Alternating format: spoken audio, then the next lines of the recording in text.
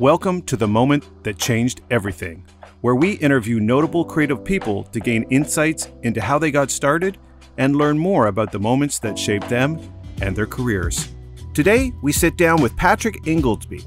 Patrick is an art director at Ubisoft in Toronto, heading up the design of such games as Assassin's Creed Unity and Watchdogs Legion.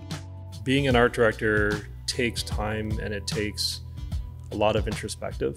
But at the same time, it's a humbling role to be in because you're the guy who's shining the light for a massive production team to know which way to steer the ship. In this episode, we get into exactly what's involved in creating games with authenticity, where he sees the future of gaming going, and how he finds time to have a family while also immersing himself in playing the games himself.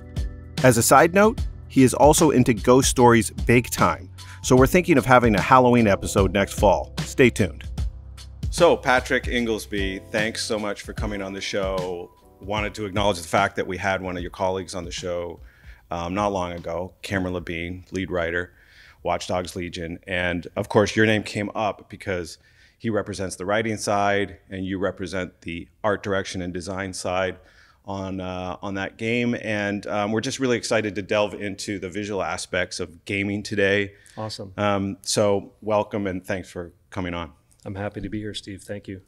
One of the things that you had sent me when I reached out to you, you gave me a little bit of a bio on your passion for all things visual arts. Mm-hmm. We know that you went to Sheridan for illustration, but I think where I wanted to start was, maybe a little bit of background on your passion for visual arts, when it first began, and maybe a little bit about how you finally made it to where you are today. Cool. I think the genesis of, what really turned me on to the idea that as an artist you could create an experience for people was when I was a child, I saw King Kong for the first time. And I lived on a farm. It was a grape farm in Niagara Falls called Irish Acres that I lived on. And, back in those days, you didn't have cable. You didn't have access to media that much. So it was quite insular that way. I had books and I had, a lot of reading material. But when something amazing like King Kong came on late at night on Magic Shadows, which is a classic television show program that I used to watch, and we used to get it on the antenna, Now I'm sounding old. I'm dating myself, but you didn't have one of those rotoscope things that we did, yeah, okay. Yeah, for sure. Love that. And I used to love. I always wondered about when people used to bang the side of TVs to make them work. But anyway, yeah. I was watching Magic Shadows, and I remember watching King Kong for the first time, the old 1930s with the Willis O'Brien claymation, stop motion animation magic, and as a child, it really teleported me into a story about these guys exploring this mysterious island in order to bring back a trophy to New York City. And I just couldn't believe how exciting it was to see human beings, compared to dinosaurs. And it really just made my imagination light up because the way they managed to capture that footage at that time, and being in black and white, so it just blurred everything together so well, really had me sold on the idea of what I was watching and witnessing, and I just couldn't believe it. So that was probably the first magic moment for me. The one moment that actually awakened my art director in me was Fritz Lang's Metropolis. I remember working late at night at a golf course, and I came home, and City TV used to have a late movies program. And I remember they had the Giorgio Moroder soundtrack applied version of that film. And there was something in the style and sensibility of everything that whoever the art director was that touched that film for Fritz Lang did with the Art Deco and the design of the retro future vision of the distant future. That just really excited me. I couldn't believe the beauty in it and seeing what you could do with limited sets of rules. And I think right then and there, I knew I either wanted to get into film or comic books or any form of medium. I never actually set out to be in video games because back then video games was still a fairly new medium that was quite brutal at the time. You know, the graphics were very blocky, and yeah, it was. But I was still fascinated by the fact that I was witnessing the ability to move something on a television screen, which otherwise seemed impossible until that happened, you know. But that's where it began. That's where it began. I mean, I think about, you know, when I was growing up, seeing this rough kind of approach to animation. One of the films that always stuck out for me was Clash of the Titans. Oh yeah. And I don't think it was not long ago that it was on television, somehow caught it late night or whatever. And just seeing how, I think bad isn't the word, it was just so new. But back when I, you know, viewed it for the first time when I was a kid, I thought it was fascinating. Oh, yeah. And really, you know, that Medusa character was like terrifying. Yeah. Terrifying. And now, you know, we look at the advancement and how real everything is. And it certainly, you can definitely tell the difference in how exponential the growth has been.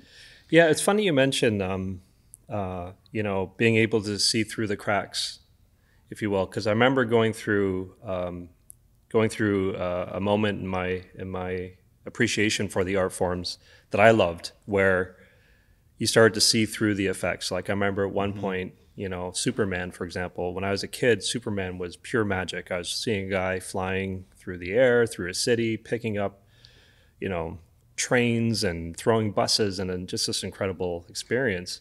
And I believed in it. I believed in what I was seeing. I was like, I can't believe they actually somehow pulled this off. This guy is flying through the Grand Canyon, and it's beautiful and exciting to watch. But then the older you get and the more informed you become, you start to see and start to be introspective about what they must have done to put that together. And that happened with King Kong at one point, where I knew exactly what happened. Oh, they had a projected screen. They had a Hollywood set with tropical trees in front of that screen, and the actors just pretended they were walking while the animated camera is panning. Yeah. And that broke my heart. That really broke my heart. But it also gave me a ray of hope that I started to understand how these things could be accomplished. So that was cool too.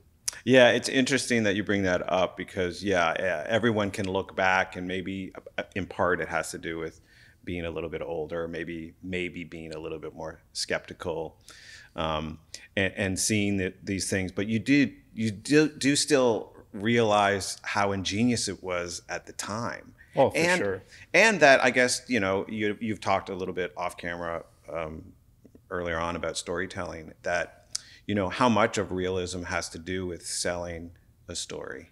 Yeah. Yeah. And of course, gaming it continues to exponentially grow in terms of delivering on that realism. So, you know, I guess, do you look at modern day games now and think that probably, you know, a decade from now, you'll be able to look back at it and kind of go, I see the seams? I think that's fair to say with any past art, for sure. I think what's exciting about being in games and developing games, and seeing what games have accomplished from terms of a storytelling perspective is because you as the player, you're drawn right into the story. It's way more immersive than, say, the witnessing or the spectacle of watching a film or even reading a book, depending on how maybe a book is written. But with a game, games have a way of really pulling you into the story. And you get to wade through these worlds, you get to make decisions, you get to move the camera around and see what's happening. And then, you know, through the narrative devices that are in the games that deliver the story to you, so that you really understand what's happening. It really is immersive. Like, it's incredible. And I think the future of games is going to probably pull some of these things into our reality. You know, there may be ways to, and there's already people working on this, you know, where, you know, you might be able to go shopping one day and just see the prices of every item floating in front of you. And you in the real world can decide what you want to purchase and credit from your account. Right. And again, it's all about immersion. So you're now living this experience. And I think video games deliver something with storytelling that is about being in the experience. It's very interactive. It's like programming a dream, really, for the viewer. So, you went to Sheridan for illustration. Correct. And I'll make an assumption that you still use that skill when it comes to maybe the initial stages of conceptualizing stories in gaming and so on. So would you say that illustration is maybe one of the more pure forms of storytelling? And how did you kind of start there?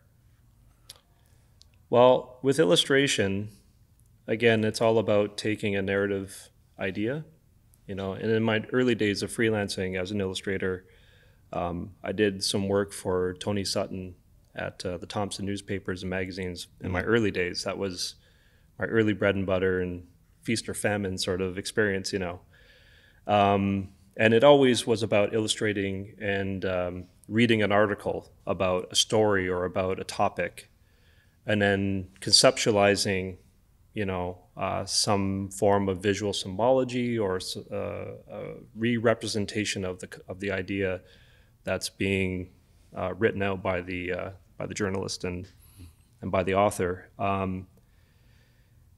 So illustration still applies to me where, if I'm working with a creative team and a narrative team and we're crafting, a world that might have narrative situations occurring in it, or, certain conditions that deliver a tone into the game and into the world. These things, as an illustrator, you're always conceptualizing. You go through the conceptual process of what are the people of this world saying, and how are they getting that out there?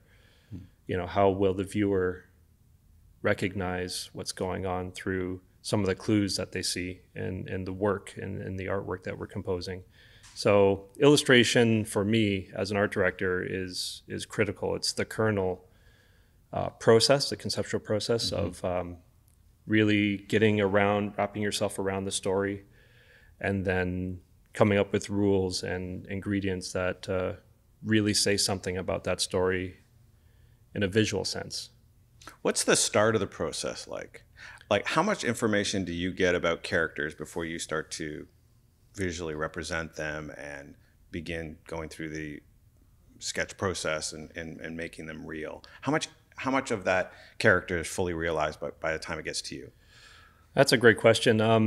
I think in my role, I think about the world first. I think about, we're building a world. Stories that we're going to write are going to take place in this world that we've decided is going to be the main stage for what we want to develop. So I have to think about cultures and different groups of characters, either through style demographics or cultural demographics or occupation demographics. With the current game we're on now, Watchdogs Legion, we're crafting London. And as you know, London has everything everywhere. But London is also known for its boroughs to represent, different types of people and characters and all kinds of scales of demographics. So I try to think broad first and really try to think about how to represent certain groups of people. And the writing team and the narrative team, they're crafting the story and key groups in the story that are going to be playing a major role. And as those ideas start to crystallize and start to take form, that information gets shared amongst the team. And I start, finding ways to get inspired by those ideas and those characters and start developing a look for them.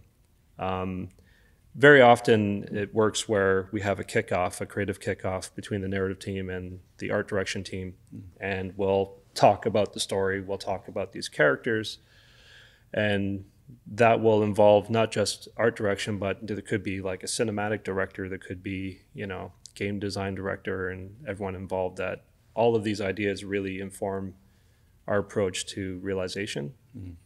And that's how the process works. So key characters to me are almost like needle points, so that's when you really focus on those characters. And what was an interesting challenge with Watchdogs Legion was you could play as anyone in the world, anyone you encounter in the world simulation, you can recruit and add to your team in the team building process for the game. And, so we had to kind of needle point certain decisions and creative choices in a broad way, but also focus on the key narrative characters in a compelling way where you really want to represent who they are visually. I know that's a key. I don't know if you would describe it as an innovation, but it's a key element of that game. Is this character selection? Did that mean that it equated to creating more characters than usual?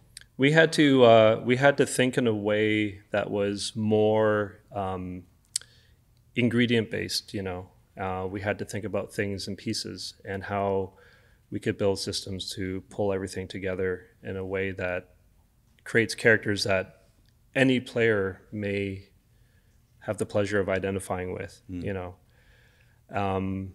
so it's very systemic, but authored at the same time, because at our end, we're still making the choices of what we're putting into that system and working with, tech teams and designer teams in order to find ways of the system curating these characters. And it is exciting because I think from what I understand in this industry, it's the first time we're going to be able to have a system where you're creating limitless amount of characters that people can explore and discover. And again, for whatever reason, you might find someone in the game that you can relate to. And then that even pulls you into the story and it makes it more meaningful as a player rather than playing a character that's been, authored to you, for you, and that's the only character you may play in another game. So for us, it's really exciting from that perspective. I don't think what we're doing has ever been done before. Yeah. Well, explain for me or explain for the audience what limitless means, because I think we look at games as a contained environment that has a certain finite elements. And right. So when you use the word limitless, what does that mean? It means the possibilities of what you will encounter in the system. The sum of the parts. There's I can't even do the math, with the amount of results that the system will be able to generate. And maybe there is a limit, but right. in my mind, it's you could spend a ton of time and never scratch the surface of the variables limit. Are great. The variables are immense in our game. So I mean, I would see that as a challenge in creating this game. Are you able to share maybe the greatest challenge that you had in creating this game? I know that it takes a fair amount of time and you're spending a lot of time on a project from infancy to when it's finally put out into the world. But along that path, there must be times where you found personal challenges or design challenges. Can you share some of those on Watchdog? I think, in this role as a director, one of the key challenges is you're also supplying a vision to many teams. And when you do go through the process of such innovation as we've gone through, I think it's hard for people to fully grasp what's possible and what's not possible. And I think the big challenge for myself and other directors that, worked on this project was, keeping everyone engaged and believing in the goal. And so our responsibility as directors is finding ways to put together, that lighthouse sort of guidance where you're putting together information, you're putting together documents that show the team This is how we're going to get there. This is how we can break down this problem.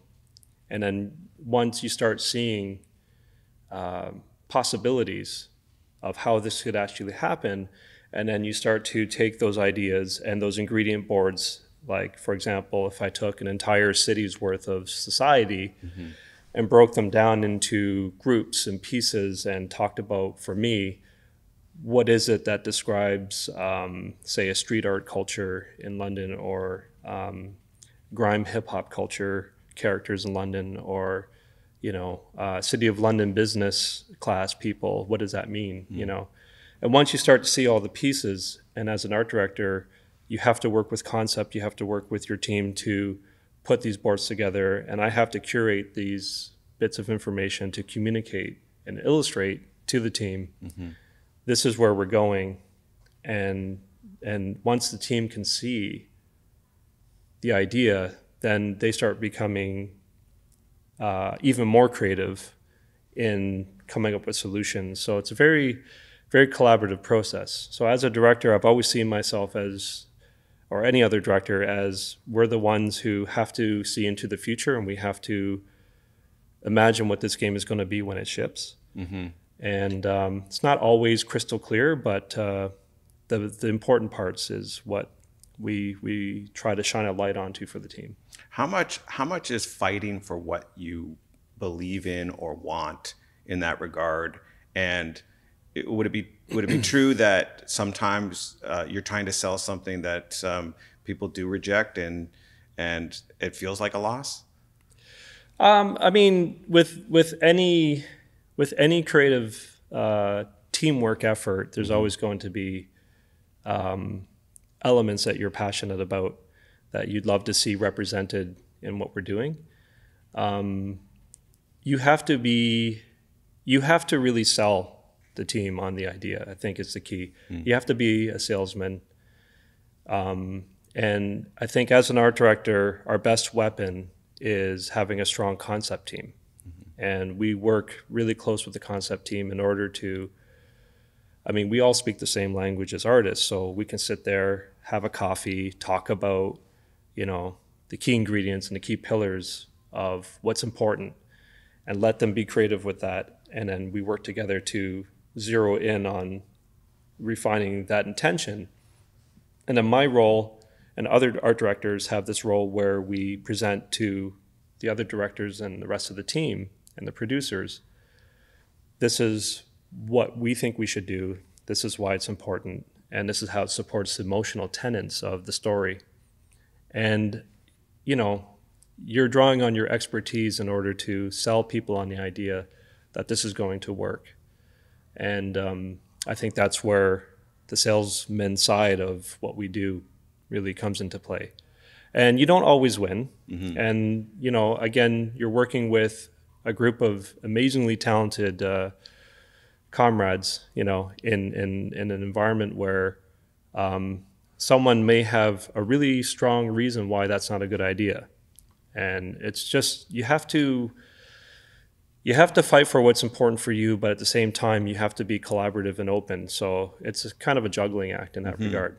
There's some diplomacy that has to... Oh, man, is there ever? Yeah. Well, just you earlier talking about the amount of teams, the amount of personnel, the amount of layers, because, it's not like Ubisoft is like a flat organization. I would hazard a guess that it's probably one of the larger gaming companies, and that means that there's going to be layers of management, layers of creative direction, and so forth. So what's it like to try to manage all of that, even when you're in this creative process and you want to put forward ideas that are uniquely yours? What is it like to manage those layers? I think you have to come to terms with the fact that communication is critical. Good communication is the key to success. Giving directions to a team and allowing the team to be creative with that direction is important, but also knowing how to communicate to everyone, including the managers, providing updates, every week. This is what we've done. This is where we're at. helping everyone understand your perspective on things.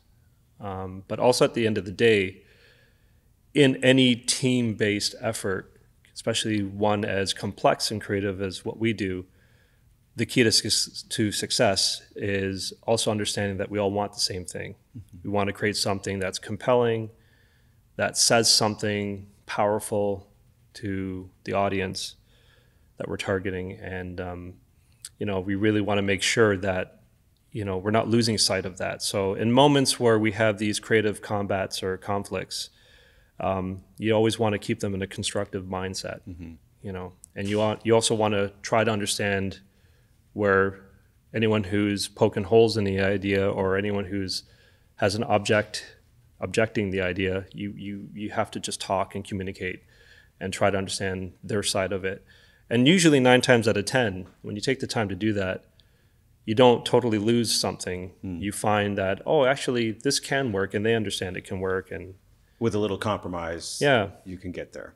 Yeah, and I mean, sometimes creative conflict, I'm going to be careful. Like, we don't fight at, in the studio, it's a very collaborative environment. So I think sometimes, challenging ideas or challenging where things are going is healthy as well. Mm-hmm. I call that almost like chemistry, the agitation process.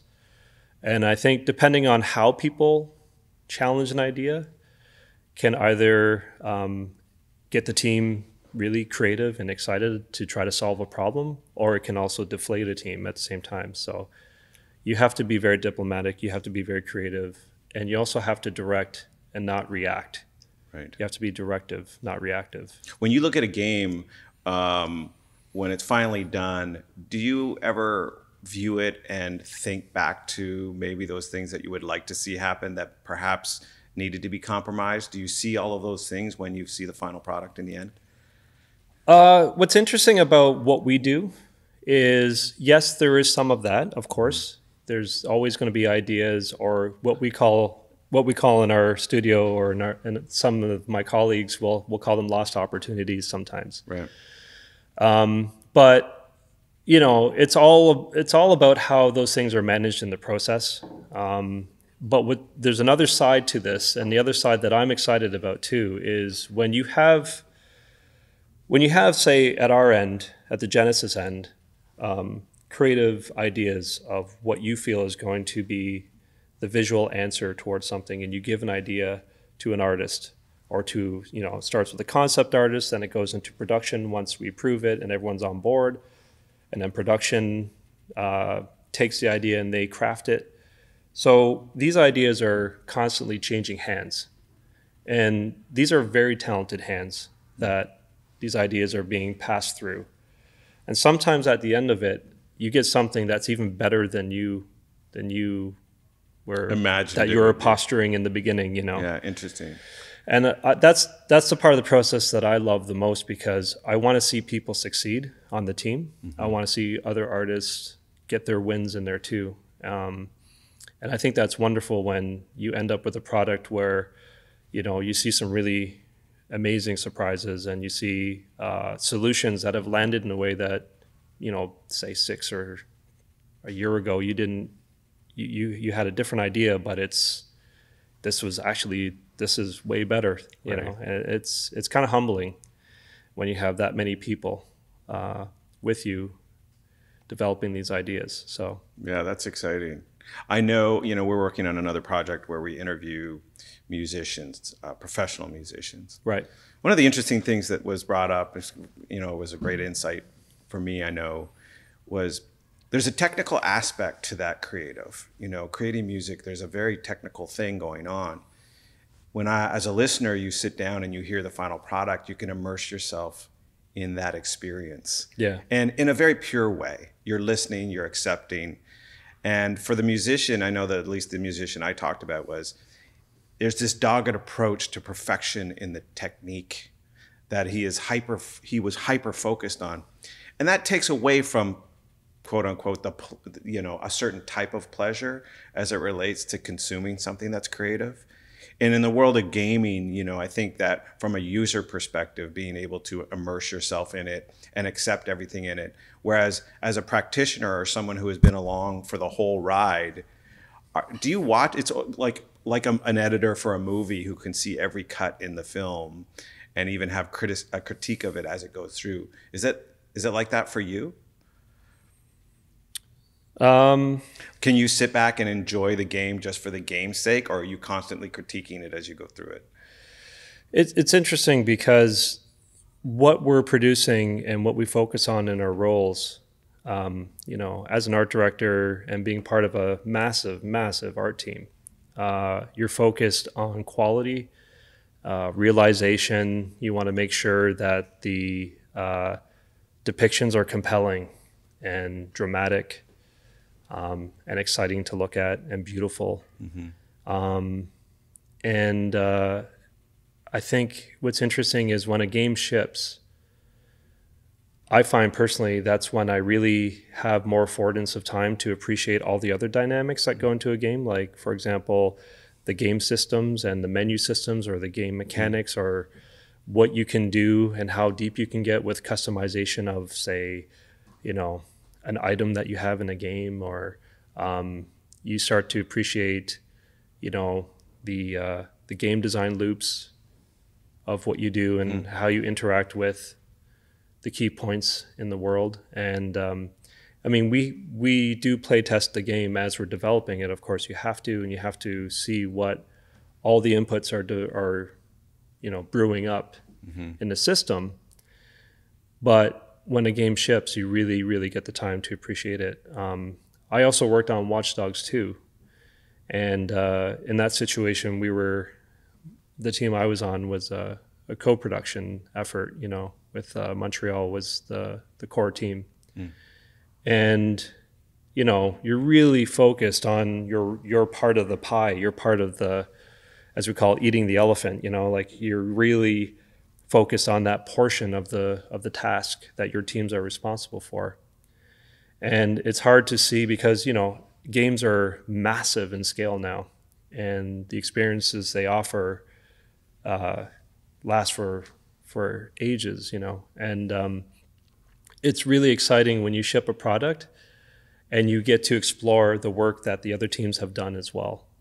And I think that's amazing, because sometimes, you don't always have the full perspective of every single corner, nook and cranny of something you're developing towards, because there's so many departments and so many aspects and dynamics that go into it. So, but we definitely put the effort into trying while it's being developed to pay attention to these things, so that we're making the most informed decisions that complement them. But at the same time, like, games are very complex, and I love being surprised.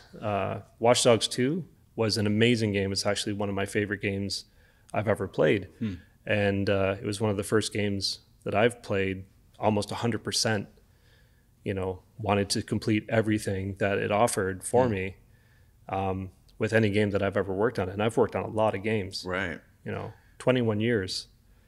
Well, I was going to say, like, as with any industry, you can look at the totality of the work and identify work that you can, sometimes look at and kind of be envious of. Yeah. Is that a common thing for you? Watchdogs 2 was clearly something that you really enjoyed the process, and from a user perspective, really was a sweet spot for you. Are there other games that you look at and kind of you wish that you had worked on, wish that you had done? Man. Yeah, there's too many. One of my all-time favorite games of all time that I used to have a yearly ritual playing was Resident Evil 4. And that was on the GameCube, but it's come out for the Wii after that and so on. And there's also on the PlayStation, you can get the high-quality version of it, But I love that game. To me, that was going to school about game design, was Resident Evil 4. It was just incredible in every way. And I learned a lot playing that game. And then from a storytelling perspective, I'm really into games that Naughty Dog has released. I love The Last of Us just incredible, harrowing, compelling story. And of course, you know, God, there's so many games. There's even games that Ubisoft have developed that blew my mind. You know, the Far Cry titles. I've never worked on a Far Cry game, and they're incredible experiences. You know, the situations you find yourself in. I had the pleasure and the honor to work on Assassin's Creed Unity a few years back, and that is a game that I was really proud to be a part of.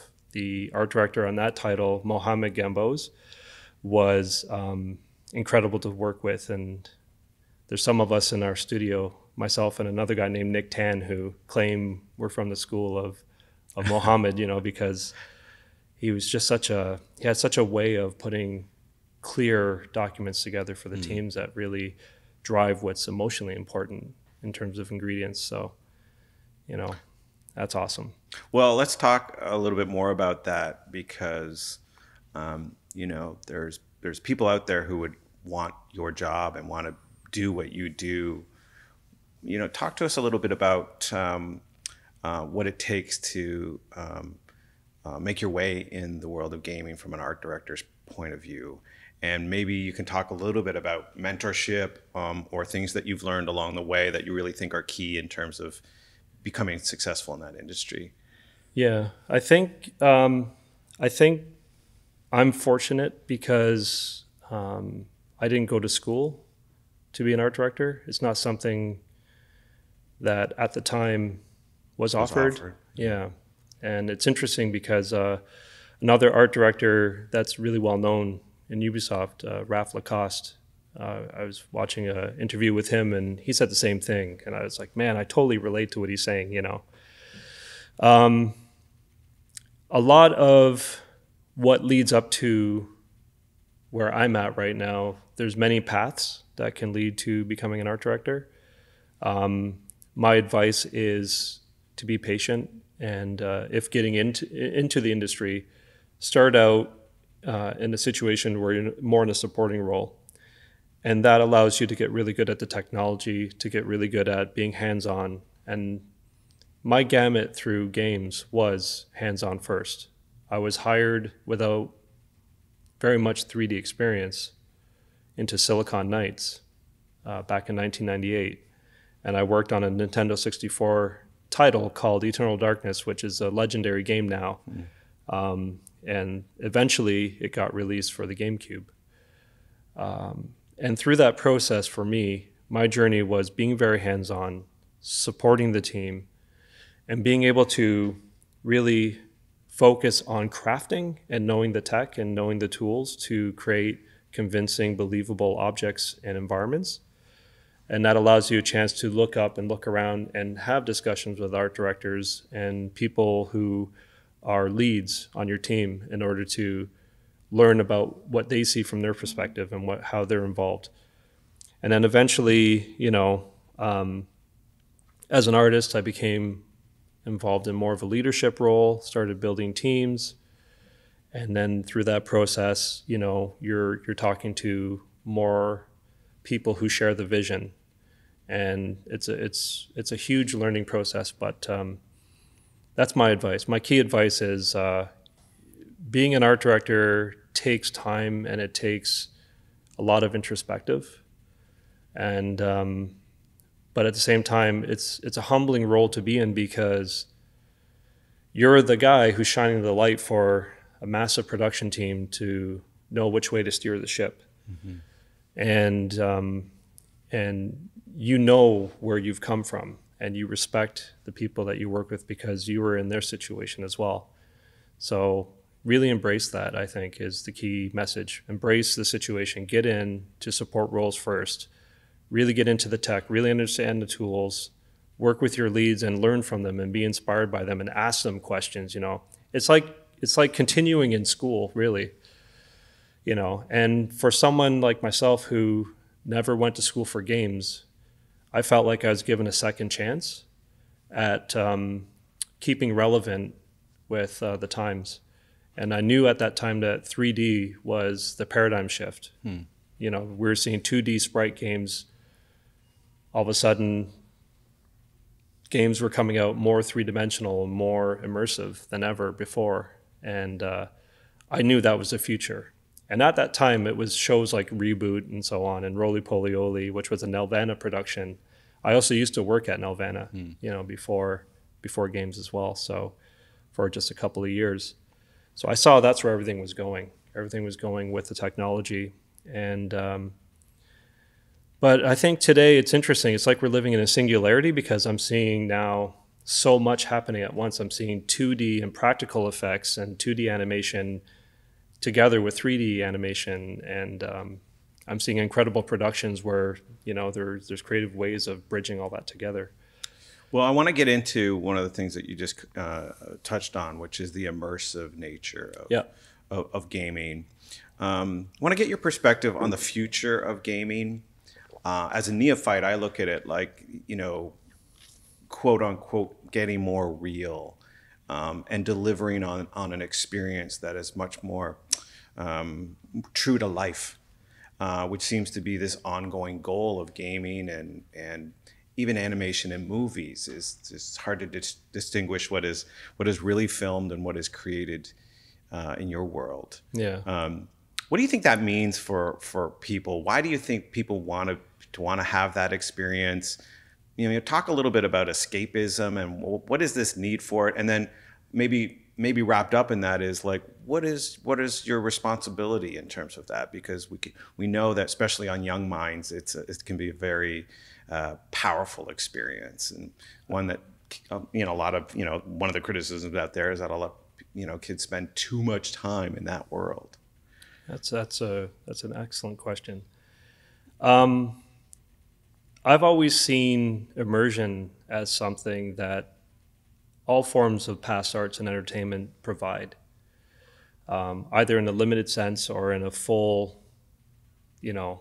all-encompassing sense. Mm-hmm. I remember I was on a talk with a Brock professor, Dr. Barry Grant, and he was going through the history of film. And the very first application of film that he showed us, one of the earliest applications of film, was this traveling exhibit where it was a train car, that people could go into and pay a fee, get a ticket, you go inside this coach.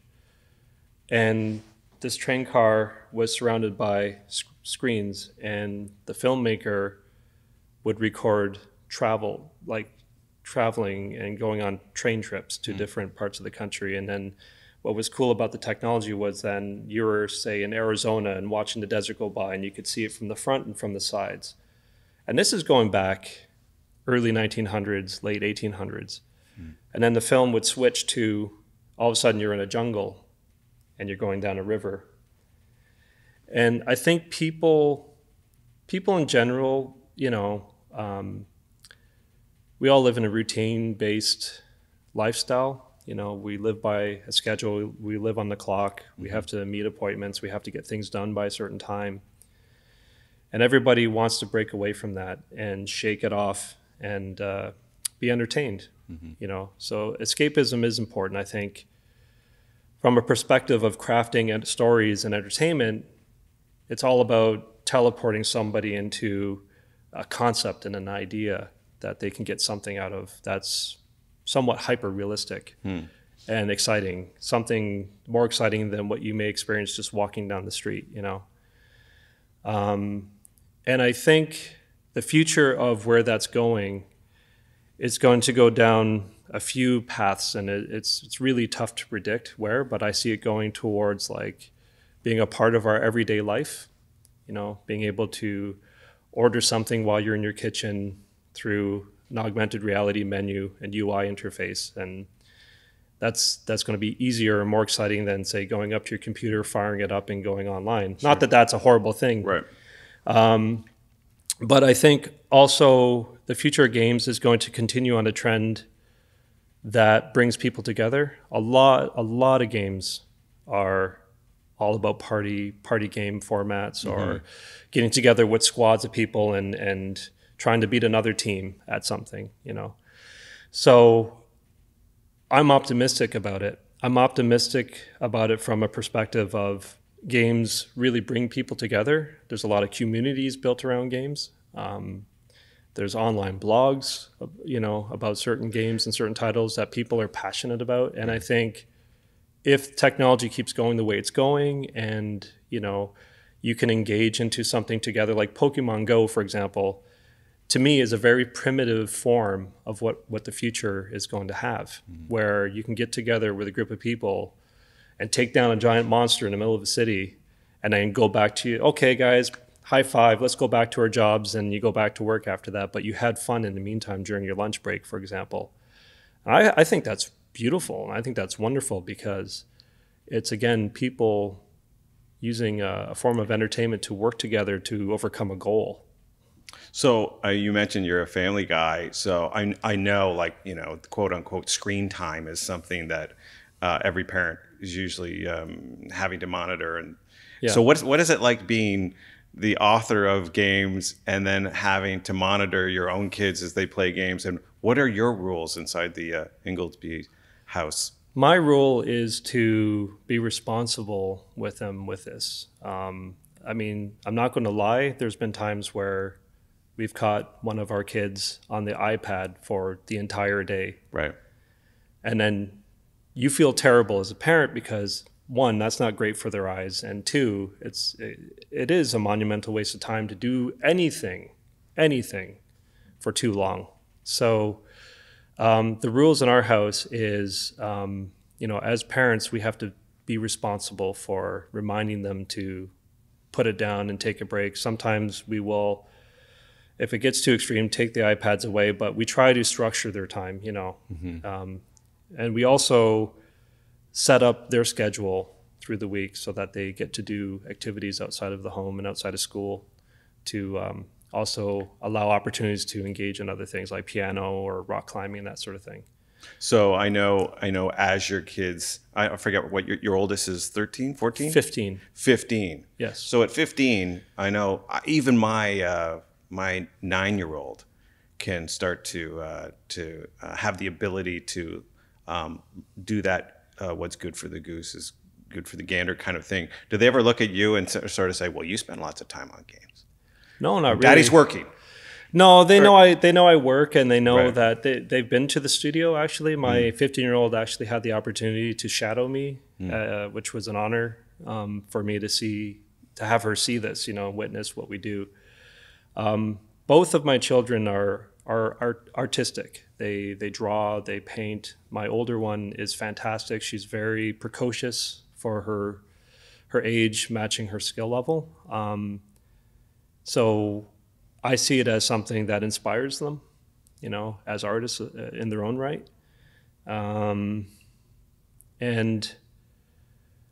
they don't usually throw that card at me, to be honest. I also, when I'm home, I know there's time that I will dedicate to playing a game, and that's usually after, important things are met at home as well. And for me, playing games is a must. I have to do it. I want to see what the competition's doing and what the industry is doing and where things are going. And at the same time, it's all about balance. So I just have to schedule that time for myself. Do you see yourself staying in this industry for your entire career? Or do you have other pursuits that you think that you might segue into, or is this what it is now? I feel that I've been fortunate to land where I've landed. I'm always the type that wants to do better. I feel like I've accomplished some great things in this industry, but at the same time, I know that it's a learning experience, and I always want to perfect my methodologies with communication and delivering, something compelling in a product. If I was to do something else, for me, it would be probably music. I'm a DJ. I produce music on the side at home. I have a home recording studio full of old synthesizers and devices. And if that was ever a possibility, I could see myself segueing into something where, combining graphics and into concert format, kind of like what you see with Amon Tobin or Deadmau5 and that sort of thing. I'm really inspired by what they do and who they partner up with or what they do themselves, you know, in that regard, where it's entertainment and it's curating these amazing pieces of work in a format where it's almost teleporting people into an experience. You know, I love that. Would you ever have that opportunity to bring that passion into what you're doing now from a project perspective? Could you, or does that happen? Are you able to inform the soundscape of the games because of this passion that you have? Or I think, I mean, you know, we do have an audio side to what we do, and that's handled by very talented and really strong direction in their own right. So I have a mutual respect for the people that I work with. I sometimes bring ideas to them, and they do ask for ideas. Like, for example, for developing a world, in our case, it's London. You know, the whole team has been invited to contribute, you know, songs that they're aware of and artists that they're aware of into playlists to keep inspiring the team and keep inspiring the audio team as well. So we do have some influence in that, but you know, I think when I'm at the studio, in the hours that I'm there, I'm really focused on the art. But of course, music and soundtrack and audio do play a key role in you know, crystallizing the experience. So they do go hand in hand. And we do sometimes sit down together, and I'll present what we're working on, and that helps our audio director, Richie, decide on what he would think about, you know. Yeah. So what are you working on now, knowing that this is an industry that's shrouded in secrecy, and you could tell us, but you'd have to kill us?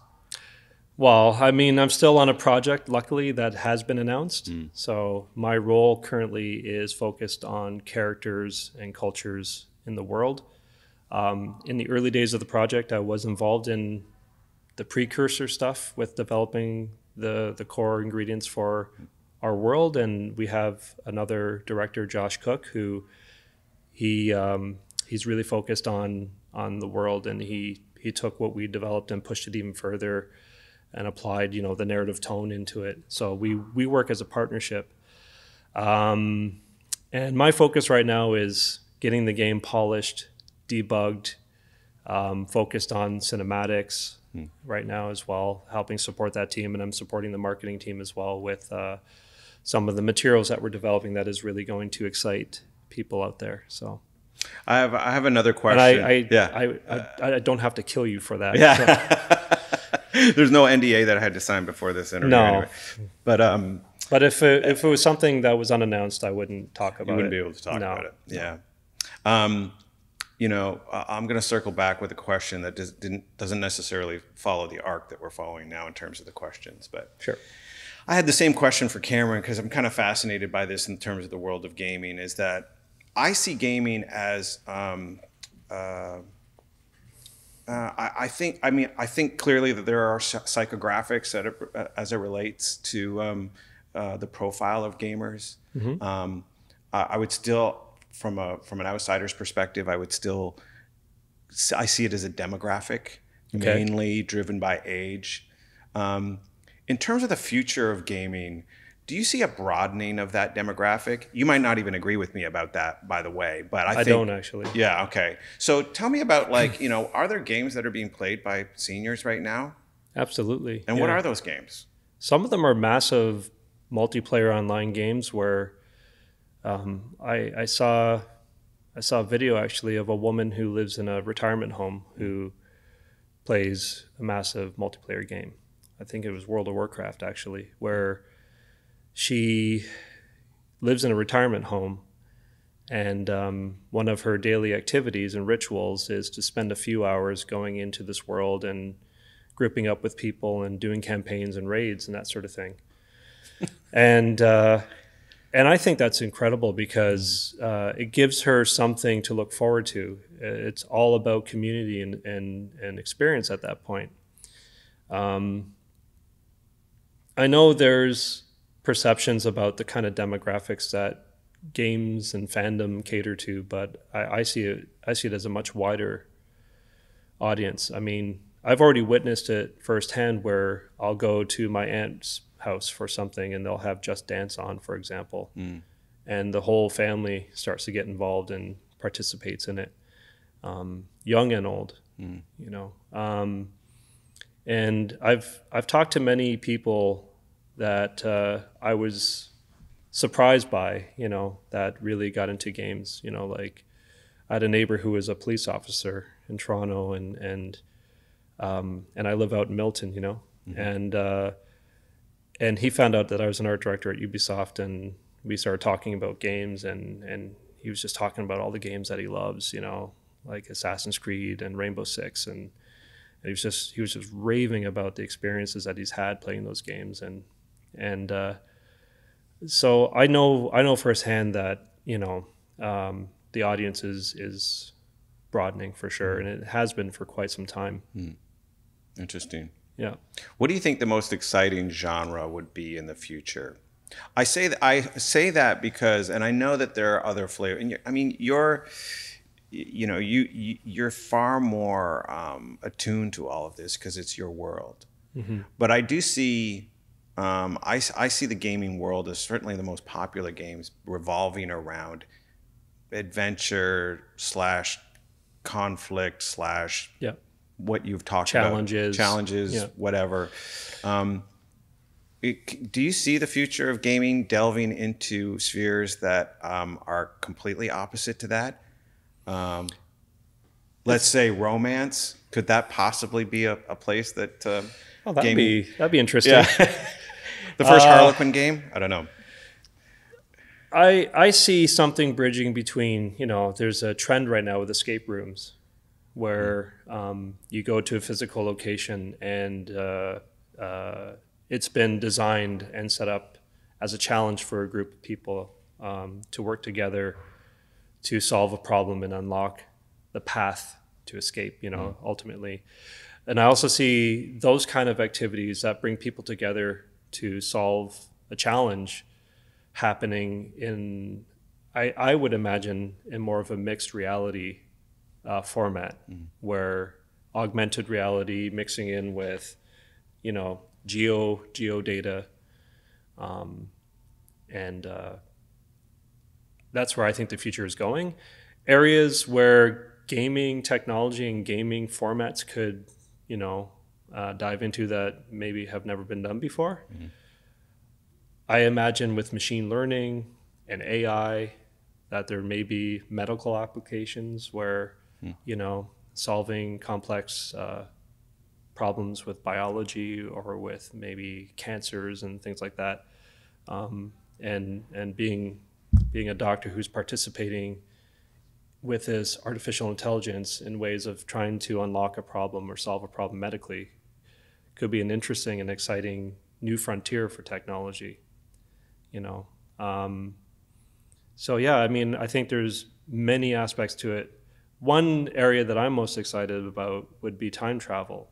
And I don't mean physically time traveling, but maybe the prospect of experiencing this. I mean, I worked on Assassin's Creed Unity, and we had the opportunity to craft the south of London under the Seine River, which is known as the Left Bank. And we crafted Champs-Élysées, you know, the Latin Quarter and La Bièvre in a way that no one has ever experienced before, where it was during the French Revolution and you had the tanneries and you had, you know, churches and revolution groups, and you had Champs-Élysées didn't even have the Eiffel Tower. It was a military training ground for Napoleon's army. And you had all this available for anyone to experience. And could you imagine being able to experience time travel through augmented reality and mixed reality? If you could walk through the downtown core of Toronto and all of a sudden you could turn on and activate what the world could have looked like and see horses and buggy going by, I think that'd be incredible. Yeah, let's talk a little bit about the senses as it relates to that, because earlier I talked to you about GoldenEye being one of those games that I thought was kind of the first game that I experienced that I thought, wow, this is something different. And part of that experience were those rumble packs. So the sensory. When you got hit, the controller would vibrate such that you felt it was a different sensation. And I don't know where the development of that technology has gone since that time. But in terms of delivering on an experience like time travel and going back to that time, where's that at? Or what do you know about that? I mean, I know with what I've developed towards, working on Assassin's Creed was an opportunity to work with historians and really get into that vernacular of what the world was like and what the cultures were like and people were like. And to be able to re-represent Paris in that time frame was a really incredible experience for me, especially since, Notre Dame unfortunately caught on fire during whatever they were doing there, the renovations. And, the fact that there were team members in Montreal that built that structure in our game, like in a way that is so convincing that, people are looking at the game as a guide to how they could restore that church is just incredible. Wow. And of course, you do see some applications online where, you'll have a photograph of a city block somewhere like in Chicago or New York or Toronto, and you can swipe across and see the old and the new and make those comparisons. And being someone who had the pleasure of actually being able to work on a historical game and really put that much time and focus and effort into the authenticity of what those sections of the world look like and how they felt, that excites me I could see that happening in the future. I don't know if it is or not, but I could see that definitely occurring in mixed reality.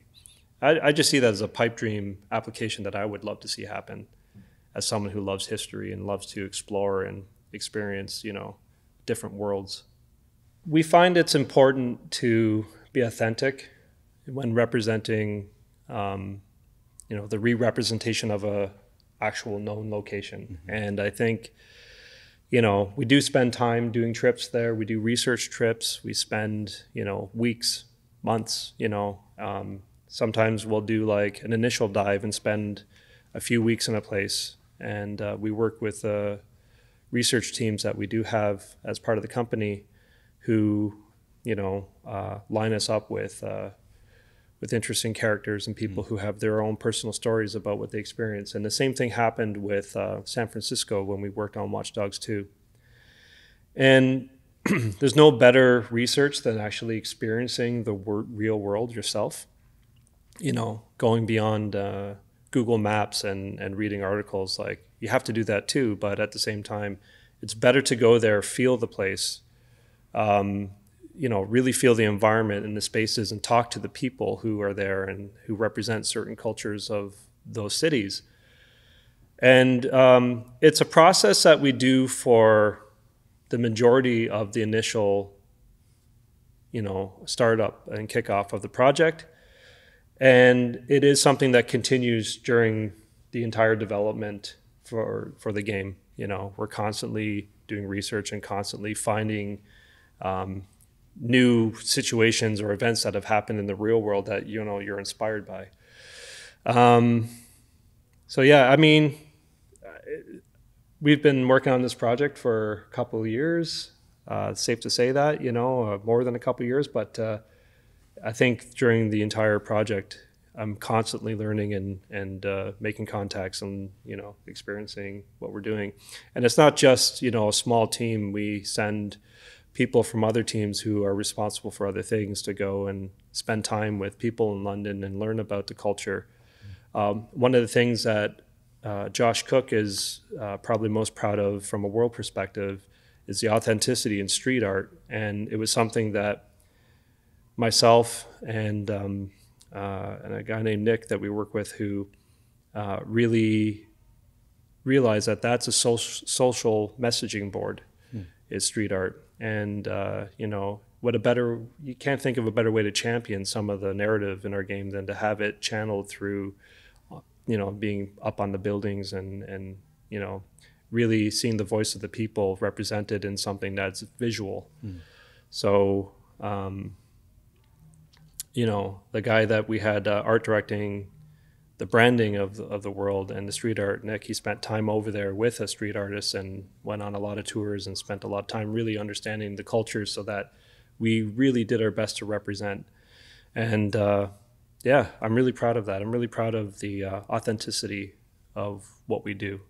What's wonderful about London is, I'm not sure if you've been there, but it's always changing as well. So London is such a powerful, rich city. So much money goes through parts of that city every day. Like, it's global commerce. So you do see a lot of like new builds occurring in that city, and you see tradition with modernism, and it's almost chaotic in some respects, but at the same time it's exciting. So that also allows us as creators to have some affordances if we need to, say, inject a fictional building or a fictional site in the city too. You can get away with it in a city like that because people in London understand this is happening all the time. If you just go to Google Maps too, and you go through, remember when Google Maps, you could change the timestamp? Yeah. You'll see London always changing, Which I guess means that there's even more it's even more important to be authentic if it's changing and ever changing, especially over short periods of time. Right. I guess the some people would be able to view it and kind of go, that doesn't look like 1991 to me, or whatever. So, and it's such a part of the immersive experience, I think, that authenticity. So how much of your job is forecasting? Yeah, I mean, we all work together to make predictions. Our game takes place in the near future, so we pay attention to other forms of medium that have done a great job at delivering something compelling and believable in terms of like future predictions of, say, technology or what might happen in a certain section of a city, for example. We also partnered up with some amazing people on the trip and companies that we talked to that consulted us on where they know things are going in London as well. And I don't think I can be specific about who at this point, but that may come out later in marketing. But what was exciting for us was we put ourselves in a position as content creators to make sure we're getting those opportunities to talk to the right people who actually know what's going on in order to get excited about the future of that city or whatever city we're working on, in order to make informed choices on how we can bend things, and have fun with that and do it in a way that's special and credible. Yeah. So we do put a lot of effort into it, a lot of work and effort and communication. Well, Patrick, listen, you've shared some great insights as it relates to art direction and design and other things in terms of the future of gaming. I want to thank you for being on the show today. It's been a real pleasure. And you're the second person from Ubisoft who've been here who've just been quality guests. So thanks so much. It's an honor to be able to talk with you and to be able to give some perspective to people who are interested in what we do. So it means a lot to me too. So thank you so much. Thanks, Steve. This episode has been brought to you by the National Advertising Challenge, North America's only brief-based challenge that sends winners to Cannes, France.